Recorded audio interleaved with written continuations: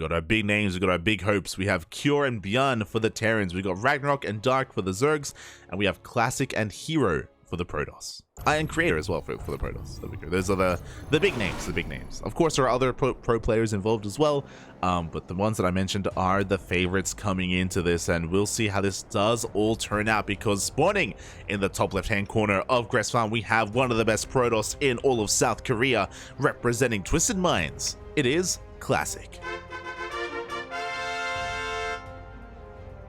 And spawning in the bottom right hand corner, we have his opponent. We have the South Korean Zerg player representing Mystery Gaming. It is RagnaroK.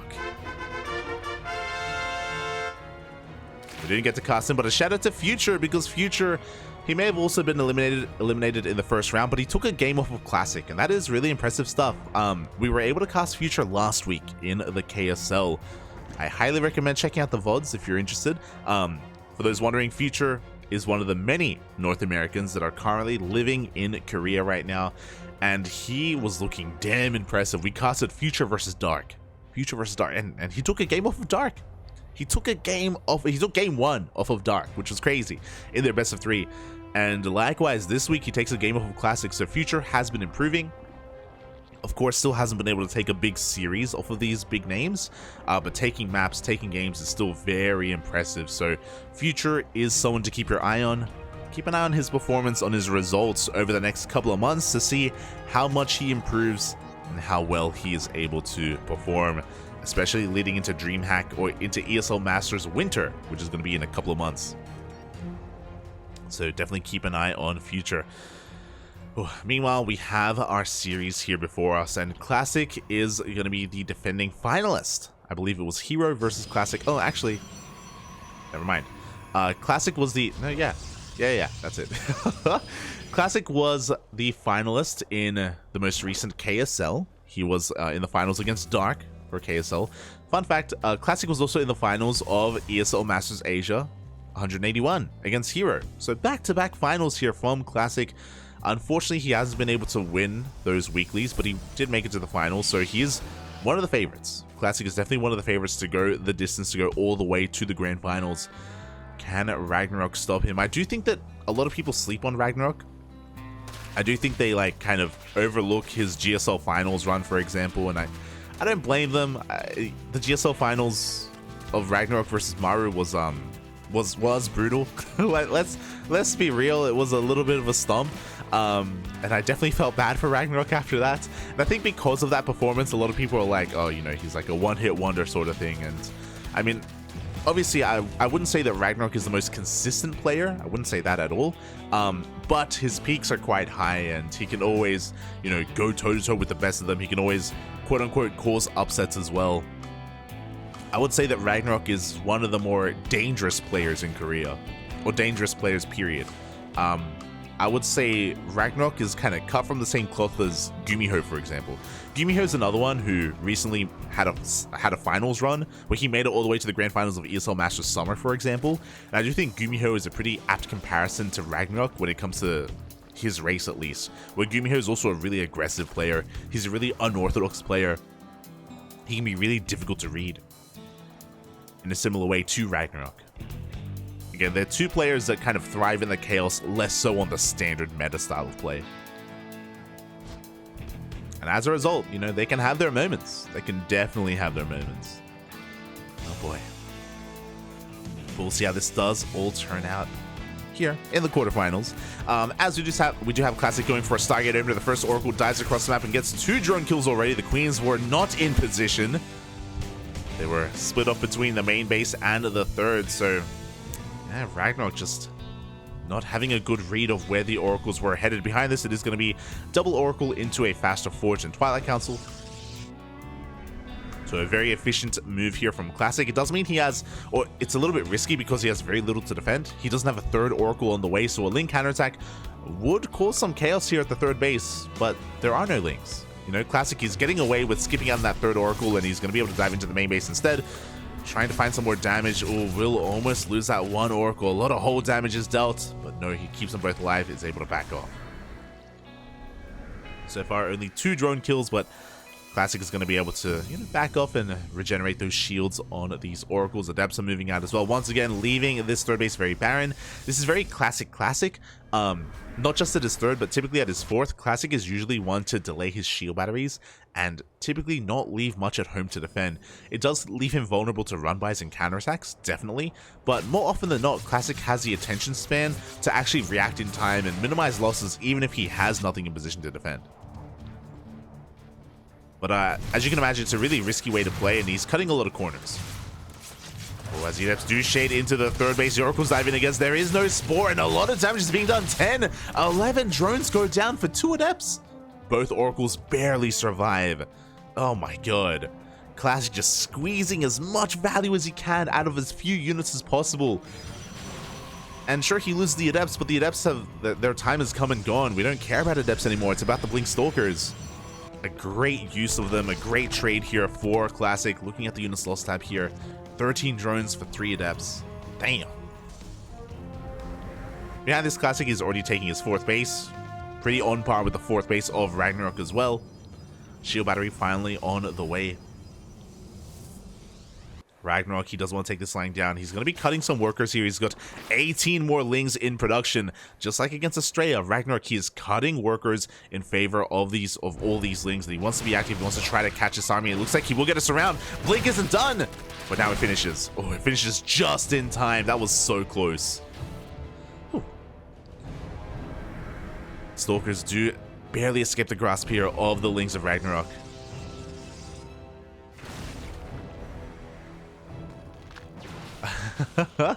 As RagnaroK was trying to set up a bit of a run by, but no, he gets caught out, and oh, we're bleeding out a lot of Lings here to these Stalkers, but they're being pulled out of position. At the same time, we have more Lings pushing in towards the 3rd and the 4th. Classic being pulled apart a little bit here, and again, this is sometimes his weakness, but no, he's able to respond in time, and Classic didn't lose much of anything. There was a little potential there, but with a shield battery here at the 3rd base, I guess RagnaroK didn't want to try to test his luck. Lings are forced to back off. Behind this, RagnaroK has been droning quite heavily. He's droned up to a pretty nice 80 worker count, getting his 5th base up and running, working on +2, working on his roaches. Again, we delayed roach production for quite some time here in favor of droning, and yeah, now we're able to diversify the army here for the Zerg. Get into that Lingbane Roach Ravager. Meanwhile, Classic has been forced to be a little bit more defensive after seeing all those Lings. He's been more concerned with making sure his bases get up and running. We have cannons on the way, shield batteries, and now that 3rd and 4th are pretty well fortified, now we can move out across the map. We have a +1, we have Blink, we have a Prism coming up behind this. Classic wants to force his way up this ramp. Oh, we don't have that much to defend. RagnaroK is setting up for a bit of a counterattack. Lings and Banelings are being morphed in. Oh, a nice trigger from that Ling of RagnaroK as well. But the Rambai gets spotted. Ooh. Classic has eyes everywhere. He shuts down that Lingbane counterattack. He's gonna lose a couple of Stalkers. Little bit of a slip up as RagnaroK once again tries to make this Rambai work. Oracle barely doesn't quite see it. And the Lings are going to be able to deny this 5th base. Pretty important pickoff here for RagnaroK. He gets us around. He should force a cancel. The Oracles turn back around to defend. At the same time, the Stalkers are pushing their way up this ramp. There's a stage trap behind this, and it's going to go up. A massive stage trap does go off.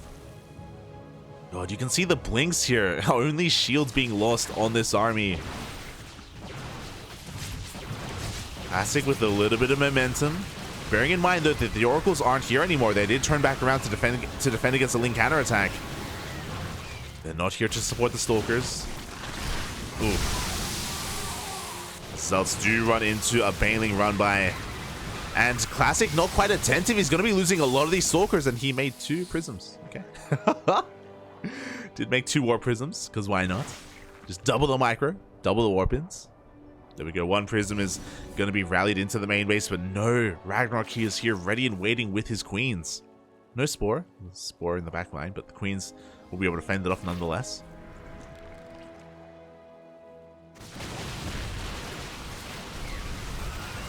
Now this Roach army is so solid here from RagnaroK. He pushes on through. He's getting on top of these Stalkers once again for a second time.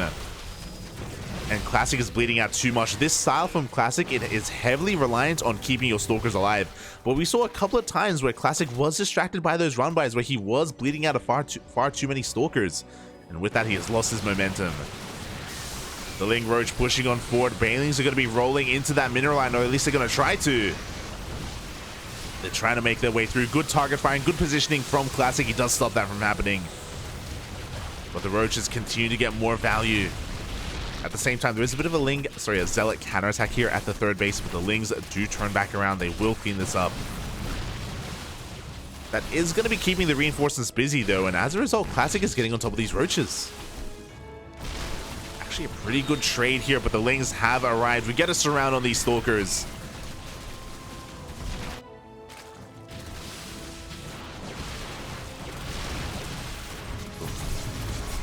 Do get the surround. Prism sits into the main base. Prism barely does get sniped as well, and things aren't really working out here for Classic. I mean, at least his economy has been left pretty untouched.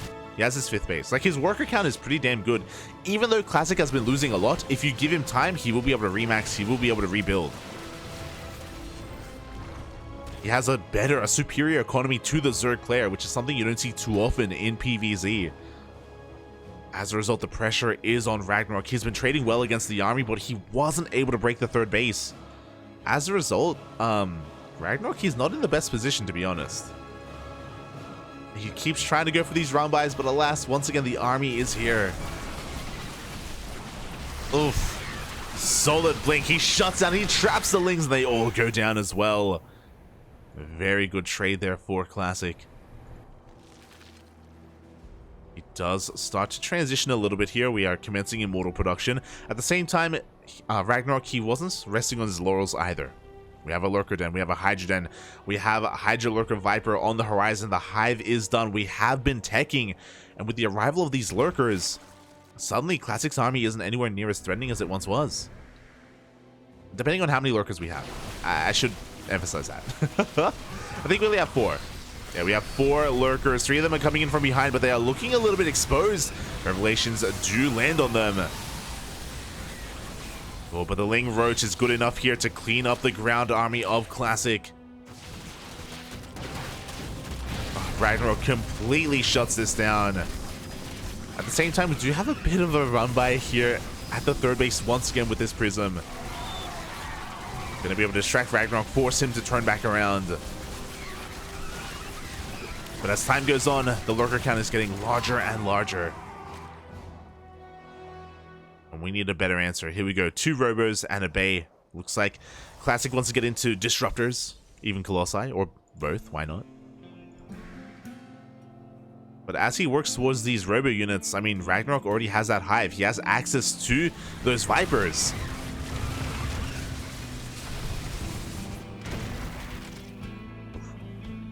As RagnaroK, he wants to snowball out of control. He wants to try to capitalize on his Lurker timing as best he can. He's going to be looking to deny this space. Ooh, a couple of Lurkers are being caught out here in the back line. RagnaroK has to be very careful with how he fights with this army. Needs to make sure his Lurkers are involved. 6th base is going to be going down. The 4th base is under threat as well. Classic doesn't care. He's pushing through the center of the map. He wants to try to end the game here and now.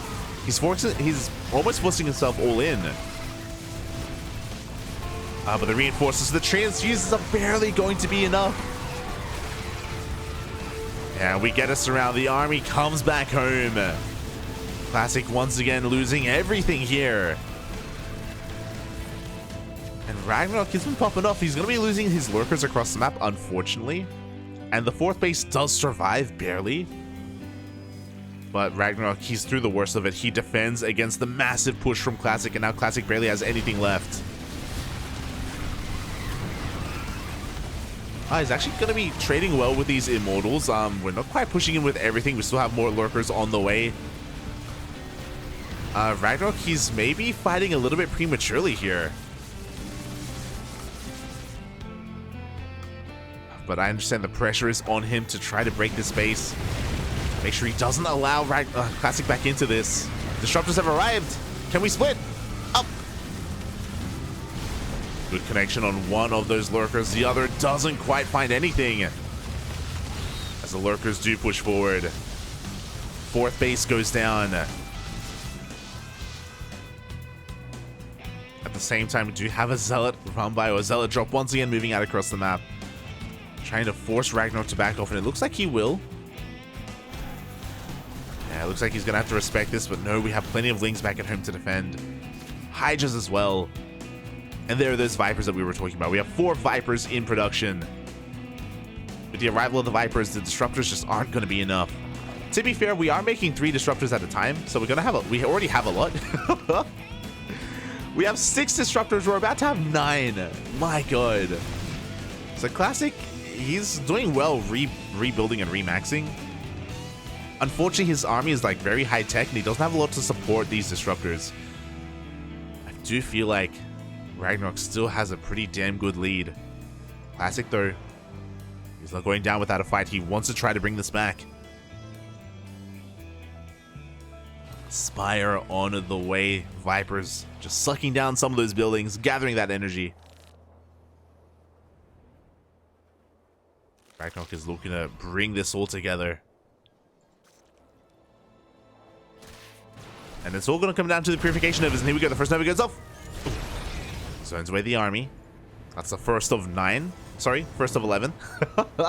We got 10 more Novas where that came from. Aye, aye, aye. So the reality is that we won't have enough abducts available to yoink everything. There's just far too much to yoink. So some of these balls are going to connect. Some of these Novas, they will be able to connect here with the Zerg army, as RagnaroK avoids it entirely. He's going for those bases once again. RagnaroK did just spot the forces of his opponent.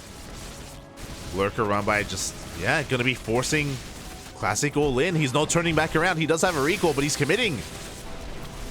He's sending everything across the map. RagnaroK, he realizes this, he turns back around. He doesn't want to force a base trade. It's the only way that RagnaroK can lose this, or one of the only ways, as he does have the advantage. Up! There it is. The massive Novas are going to be connecting here with the Lingbane. Oh my god. Storms attempt to blanket what they can. And Classic, in the midst of all this chaos, he's taking a pretty good fight, but the Lings are getting out of control. They take down every single Disruptor. GG gets called. And RagnaroK takes game number 1. Gee, that was a crazy fight. It was wild. I didn't know what the hell was happening. GG.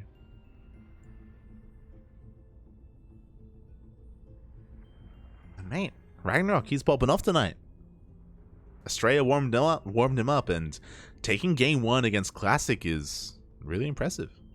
Really damn impressive. Like, Classic has been on fire recently. Classic is arguably the second best Protoss in Korea right now. And he didn't look too bad in that game. Like, his Oracle harass, remember, he had really solid Oracle and Adept harass at the start of that game. He was getting ahead initially. But RagnaroK, with his mass links, with his counterattacks, with his run-bys, eventually he was able to alleviate that pressure. Catch the army more than a couple of times. If you recall, he was able to reset the Stalker count. He was able to stop Classic from snowballing out of control. And behind all of that, RagnaroK was taking into those lurkers. And the reality is that Classic didn't realize that lurker transitioning was the transition was coming until it was already in his face. He reacted with his 2 robos and his bay quite late. Already when the lurkers were laying siege upon his bases. And it was a very last-minute reaction out of Classic. As a result, it took him arguably too long to get into all those Disruptors. Something that he needed far sooner in that game. As we are getting into this and spawning in the top left-hand corner. Oh, I'm gonna have to change that. Why do they change colors? God damn it, guys. Here we go. Spawning in the top left-hand corner of Dragon Scales, we have the South Korean Protoss player representing. Oh, as hopefully everything is okay. It looks like I understand. Steadfast, he wants to cast Dark. Oh god, I think another series has opened up. And Steadfast, he wants in, Papi, he wants in. Yeah, I think Dark versus Oliveira is about to begin. But spawning in the top left-hand corner of Dragon Scales, we have the South Korean Protoss player representing Twisted Minds. Down in this series, it is Classic. spawning. In the bottom right-hand corner, we have his opponent. We have the South Korean Zerg player going for a 15-15. You love to see it. Making sure he gets his hatchery on location, representing Mystery Gaming. It is RagnaroK. But yeah, this week we only have 2 English casters. Usually Wardy is also casting in English, especially because it's at a reasonable hour for Europe nowadays, ESL Asia I mean. But Wardy is traveling. He's traveling for Home Story Cup, so Wardy is unavailable. So we only have 2 English streams, and a shout out to Steadfast because there's always value in splitting up the casters and trying to cover as much as we can. I don't know what series Steadfast is casting, but I would imagine he's going to be jumping on Dark. That would be a good reason to... Yeah, there we go. I have confirmation. Dark and Oliveira has begun, so Steadfast did jump over to that series. Don't blame me. It's going to be a good one. It's going to be a really good ZVT. But I'm committed to this. I'm committed to RagnaroK versus Classic. I want to see how this story ends, how this tale unfolds. Especially because coming into this, I would have said that Classic was the favorite. I still think the Classic is the favorite. But RagnaroK clearly, especially after qualifying for GSL, he wants to do well. He wants to perform well. He doesn't want to be forgotten in the annals of StarCraft history as the player who got dominated by Maru in the finals of GSL. Doesn't want to go down as that. Wants to maybe claim a GSL title for himself.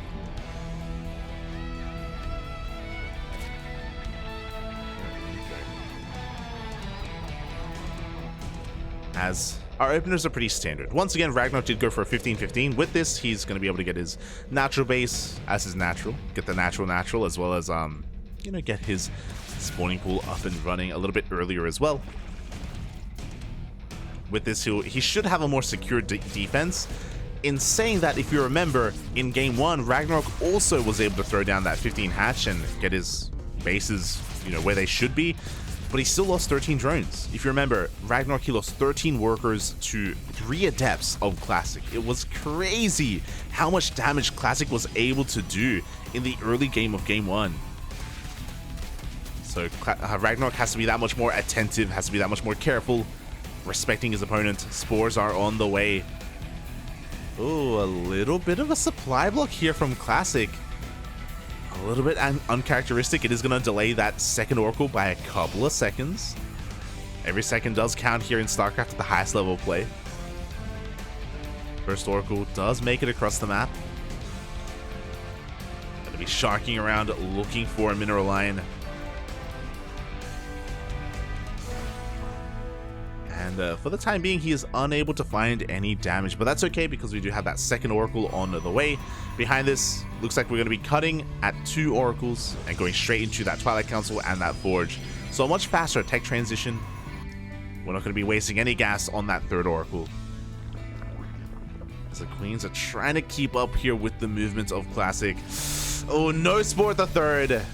1, 2 drones go down, and we're going to get a couple more. RagnaroK once again having a hard time keeping up with the movement here, and this is not over. Now we're up to 6 workers going down. Oh!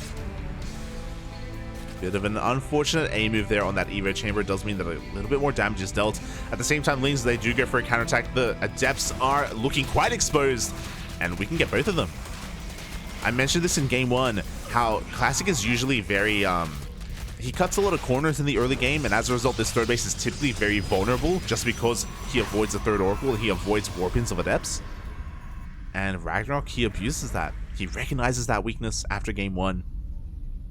He isn't able to, get any probe kills, but he gets 2 Adepts for the Lings. Good trade. A good trade for RagnaroK, and a trade that he needed, especially after losing all those drones. It's not as bad as Game 1, to be fair. He didn't lose 13 this time. But still a good moment here for Classic overall. I would say that after that trade of Adepts and drones, Classic still has a bit of a lead. From the beginnings of this game. And behind this, we're working towards +1 melee, as to be expected.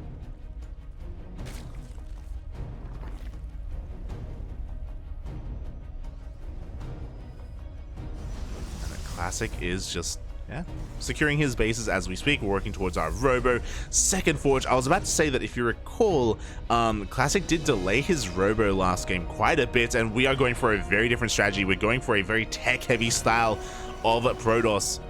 He's being very active with these Stalkers, but he doesn't have a lot behind this, and I'm worried. I'm very concerned for Classic right now because RagnaroK is amassing a massive amount of Lings. So Classic is working on a second Forge, second Robo, a Bay to get into double Colossus production, which means he's going to be lacking here in the ground army. Here we go, the Lings are setting up for a surround. We're going to be forcing those blinks, but RagnaroK, he wants to chase all of this down. Oh boy. The Oracles are doing what they can, but a lot of Stalkers are falling here, and RagnaroK is not turning around. He wants to keep going. Does force a recall. What do we have to defend here at the third base? One shield battery. We're warping in a wave of Stalkers. It looks like that may just be enough to hold on. RagnaroK, he doesn't want to test, or he doesn't want to gamble too much here. Behind this, finally going to be droning. We talk about this all the time, but RagnaroK, just like against Australia, just like against Classic, he does cut workers here in favor of Massling. Oh, and this third base, it's what is there here to defend? What is there, Papi? We got a shield battery, we got a warp in of Stalkers as well. The Lings, they get a surround on these pylons. But it looks like we won't commit. We do force the army to turn back around. What's important though is that Classic, he's made it through the worst of it. I was really concerned that RagnaroK was going to be able to punish this third base after he shut down those Stalkers, but he hasn't. He got a couple of probes, but that's it. And now Classic is getting away with double Colossus production. The first two Colossus are coming out, and these Lings are going to do nothing to this army. So this is going to be a bit of a scary moment for RagnaroK. This is going to be a power spike for Classic. Looking at his vision, he was unable to scout the tech. The Overseer got sniped. Classic doesn't know what his opponent's been up to.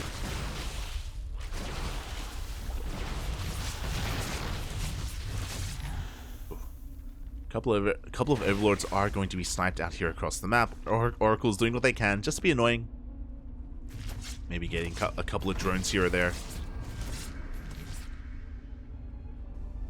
And now there are two moments for Classic. The first is you have a timing with 2 Colossi, and you have an even stronger timing with 4. And these 4 Colossi are going to be hitting with Extended Thermal Lance.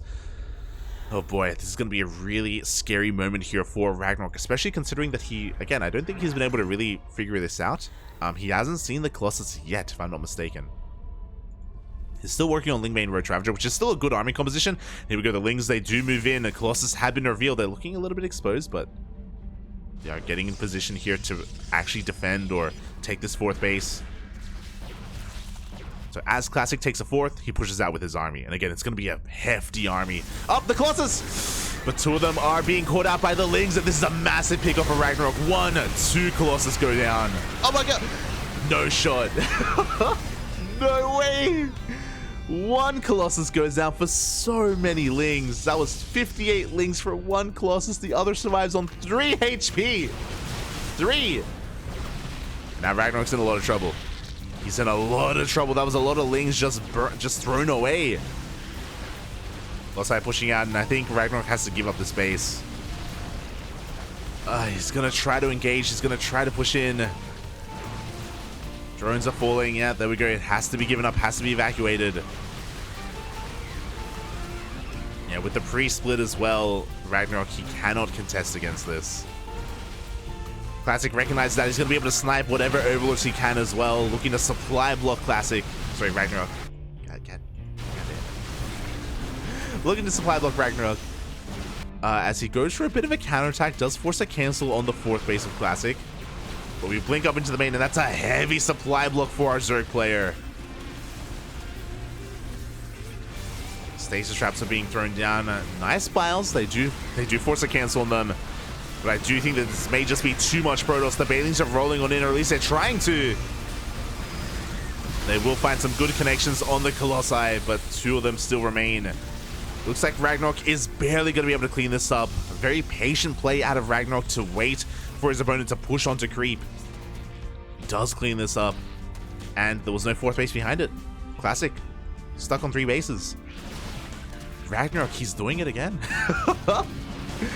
He's somehow pulling it off. He was able to preserve the majority of his drones. He had a backup 4th base on the way. Only one Colossi survived. We have remaxing here on Ling Bane, Roach Ravager. That was the moment for Classic. That was the moment where he had to end the game. And he missed his opportunity. I mean, it was a good push. He was doing a lot of damage, don't get me wrong. It's just such a shame that the fourth was cancelled. Like, if he had a fourth base behind this, he can just fall back to it. He can fall back, he can transition. He can macro out of this. But without a fourth, then what else can he do? Oh, no! Classic, he wasn't looking. He was caught not looking. The Colossus goes down. And just like that, Classic down. Well, the Colossus count was reset once again. He still has 2 more behind this.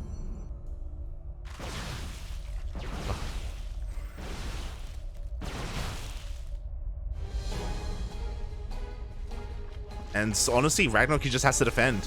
He just has to not overextend, wait for his opponent to push in for a second time. Again, Classic is very all-in at this point, and RagnaroK has been able to take up into Hive. We have Vipers on the way.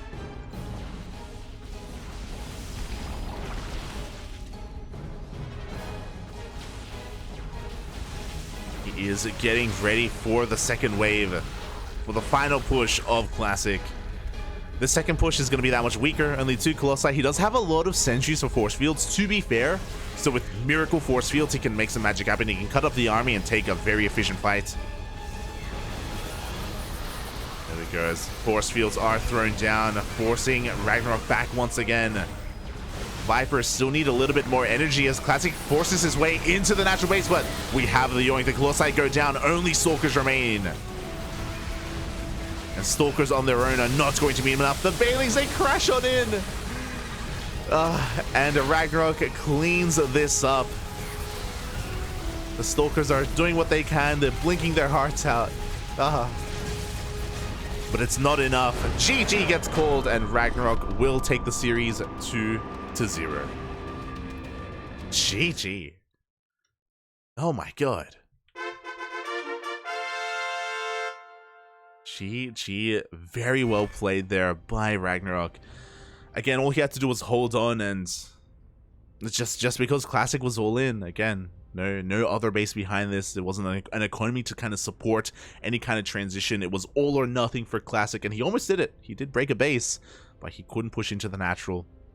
RagnaroK was able to buy enough time to muster up enough of an army to stop him in his tracks. And yeah, with that, GG, RagnaroK, he advances on to the semifinals. GG, well played.